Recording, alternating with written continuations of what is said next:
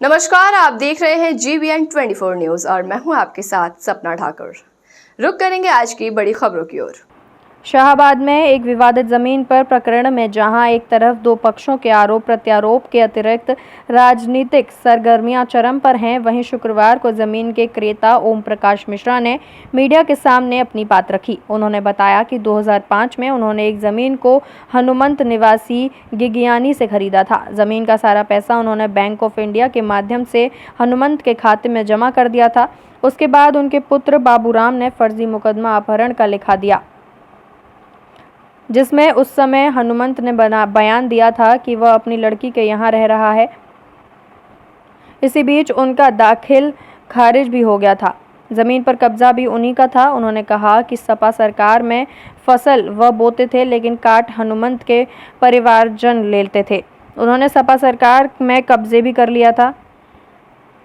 योगी सरकार के कब्जा मुक्त आदेश पर उन्हें ज़मीन कब्जा मुक्त की आशा दिखी एवं उन्होंने ज़मीन को नृपेंद्र मिश्रा, देवेश शुक्ला व अमित शुक्ला को बेच दी, जिसमें वह लोग प्लॉटिंग कर रहे हैं, जबकि विपक्षी फर्जी तरह से ज़मीन को हथियाना चाहते हैं। उनके पास कोई साक्ष्य नहीं है, यदि है तो वह समक्ष अधिकारी के यहाँ पेश करें। ज़मीन प्रकरण से नहीं कोई संबंध, छवि धूमिल करने वालों के विरुद्ध करूंगा कानूनी कार्यवाही, ब्लॉक प्रमुख ने कहा है। विवादित जमीन प्रकरण में गुरुवार को शाहबाद में मोदी राठौर सेना के कार्यकर्ताओं ने ब्लॉक प्रमुख शाहबाद त्रिपुरेश मिश्रा मुर्दाबाद, भूमाफिया मुर्दाबाद के नारे लगाए थे। शुक्रवार को इस प्रकरण में प्रेस कॉन्फ्रेंस के माध्यम से त्रिपुरेंद्र मिश्रा ने कहा कि उनकी छवि धूमिल करने का कुछ लोग कुत्सित प्रयास कर रहे हैं, जबकि इस भूमि प्रकरण से उनका कोई संबंध नहीं है, न ही एग्रीमेंट में उनका नाम है। जो लोग उनका नाम लेकर मुर्दाबाद के नारे लगा रहे हैं, उनकी छवि धूमिल कर रहे हैं। उन पर वह विविध कार्यवाही करेंगे एवं कानूनी तौर पर नोटिस में जवाब भी मांगा जाएगा। GBN 24 न्यूज़ के लिए पुनीत सिंह पटेल की। हम ओम प्रकाश मिश्रा, हमने एक खेत हनुमंतपुर गुलाब से 2005 में खरीदा था, जिसका पैसा हमने बैंक ऑफ इंडिया में हनुमंत के खाते में जमा कर दिया। उनके लड़के बाबू राम ने हमारे ऊपर अपहरण का मुकदमा लिखा दिया था कि उनको गायब कर दिया। हनुमंत ने कहा कि हम अपनी लड़की सुदामा के यहाँ रहते हैं और तो हमें हमारा उसने अपहरण नहीं किया है। उसके बाद हमारा दाखिल खारिज हो गया।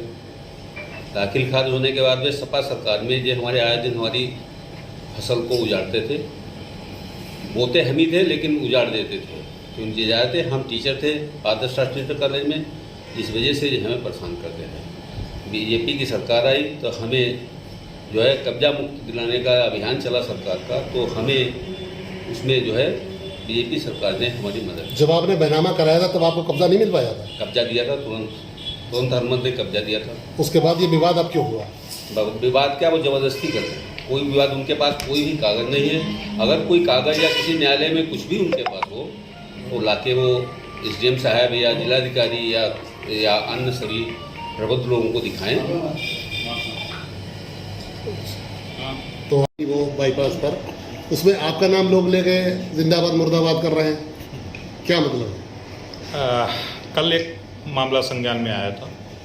किसी ज़मीन को लेके कुछ मोदी राठौर सेना करके कुछ लोग थे, नाम मुझे जानकारी नहीं है, उसमें मेरे नाम को लाया गया है। मेरा उस ज़मीन से किसी तरीके का कोई लेना देना नहीं है।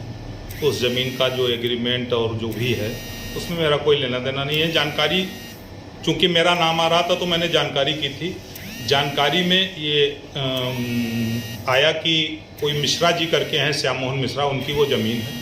उन्होंने किसी राठौर बिरादरी के व्यक्ति से उस ज़मीन को बैनामा कराया था, पूरी उनका स्वामित्व है। उन्होंने किसी को 3 लोगों को उसको रजिस्ट्री भी की है। उस रजिस्ट्री में मतलब उसकी जो एग्रीमेंट है उसमें मेरा नाम नहीं है। भूमि विवाद में मैं नहीं हूँ और जानकारी कर रहा हूँ, मैंने विधिक राय भी ली है। और जिन लोगों ने मेरे नाम और मेरे छवि को ख़राब करने का काम किया है, मेरी कल वार्ता हुई है अपने लीगल एडवाइज़र से और मैं पूरी तरीके से एडामेंट हूँ। यदि मैं गलत नहीं हूँ तो उनको नोटिस दिया जाएगा और मेरी छवि खराब जिसने भी की है, मेरी तरफ से प्रयास रहेगा कि मैं उनको नोटिस दूं और जो भी विधिक कार्रवाई प्रक्रिया होगी उसके तहत उनके खिलाफ कार्रवाई करने का